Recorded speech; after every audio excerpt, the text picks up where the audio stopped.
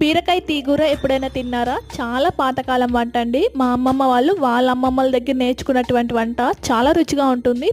ఇప్పటి వరకు ఎప్పుడూ తినకపోతే ఒకసారి మీరు కూడా ట్రై చేసేయండి. స్టవ్ మీద కడాయిని పెట్టుకొని అర కేజీ బీరకాయల్ని సన్నగా కట్ చేసుకొని వేసుకోవాలి.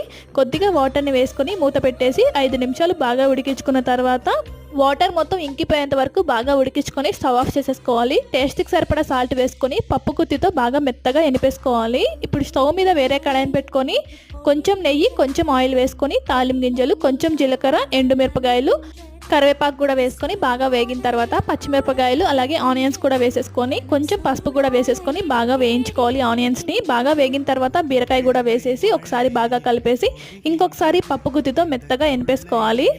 ఎనిపేసుకున్న తర్వాత కొబ్బరి కారం కూడా వేసేసి బాగా కలిపేసి స్టవ్ ఆఫ్ చేసేసుకొని 1 కప్పు వరకు కాచి చల్లార్చిన పాలు కూడా వేసేసి బాగా కలిపేస్తే బీరకాయ తీగూర రెడీ అయిపోతుంది.